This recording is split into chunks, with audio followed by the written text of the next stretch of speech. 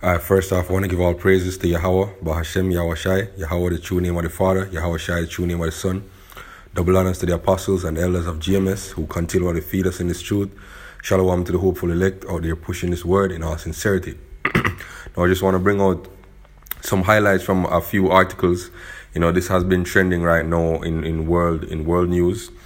Donald Trump, President of the United States, has declared that he will formally recognize Jerusalem as the capital of Israel, and this has sparked, widespread protests and dissent from the global community, especially the Muslim community, right? And there are threats of violence, and we see this as another way for military conflict to spark over there in the Middle East.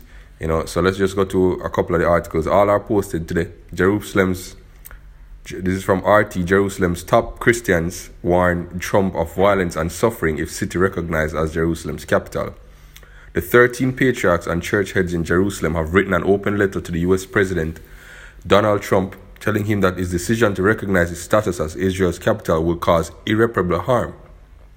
We are certain that such steps will yield increased hatred, conflict, and violence and suffering in Jerusalem and the Holy Land, moving us farther from the goal of unity and deeper toward destructive divisions, wrote the leaders of the Greek Orthodox, Coptic, Catholic, and other branches of Christianity that are represented in the city. All right, I'm going to post the article, so I'm just going to read basically the synopses. Right, so this is another one posted by RT as well. Trump ignores warnings, finally recognizes Jerusalem as capital of Israel. Donald Trump has finally announced his decision to recognize Jerusalem as the capital of Israel, where he plans to relocate the American embassy. The U.S. president admitted the move will cause dissent, but says it could help resolve the Arab-Israeli conflict. What he's doing is sparking a conflict. He's looking for a reason to militarize the Middle East, right?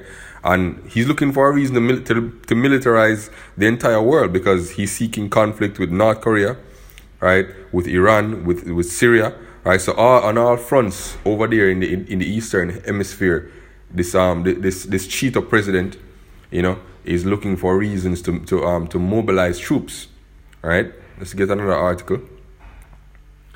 All right, this one is from the BBC News. Trump moves Jerusalem. Trump move prompts negative world reaction. It says U.S. President Donald Trump's decision to recognize Jerusalem as Israel's capital has been met with a wave of disapproval.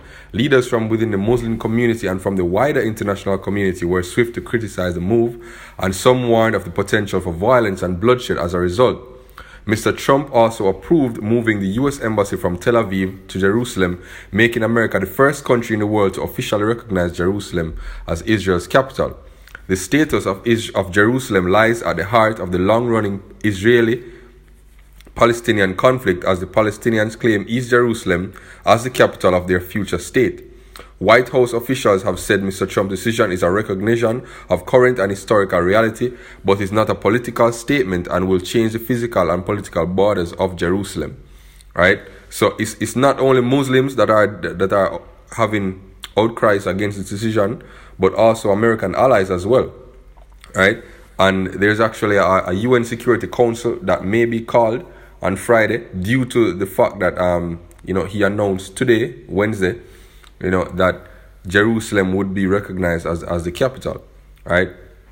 And this is just in keeping with the prophecies, especially Jeremiah 49 and 20. Therefore, hear the counsel of the Lord that he hath taken against Edom, which is a so-called white man, which one of their chief cities right now is America, and his purposes that he has purposed against the inhabitants of Teman, right? And Teman would be any chief city of the so-called Edomites, of the Edomites, which is a so-called white man.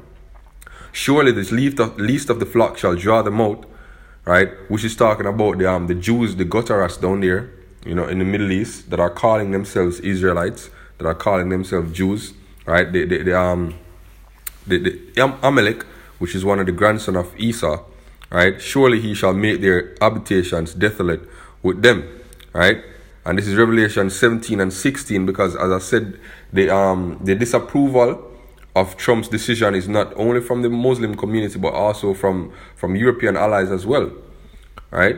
So let's read this, Revelation 17 and 16. And the 10 horns which thou sawest upon the beast, these shall hate the whore, and shall make her desolate and naked, and shall eat her flesh and burn her with fire. Because what we're seeing since Trump has taken office, right, most of his decisions as a president has sparked controversy, especially among the U.S. allies, like the European allies, right? Recently, Trump made a visit to the UK, and there was mass protest against Trump coming to the UK, right? So this is also in keeping with the prophecies which says that the 10 horns which shall seize upon the beast, which is NATO, right? These shall hate the whore, right, which is America, and shall make her desolate and naked, and shall eat her flesh and burn her with fire. That fire is referring to thermonuclear destruction, right? So that's basically what I wanted to bring out. Hopefully this lesson was edifying to the spirit and power of Yahweh Ba'Shem Yahushai. Shalom.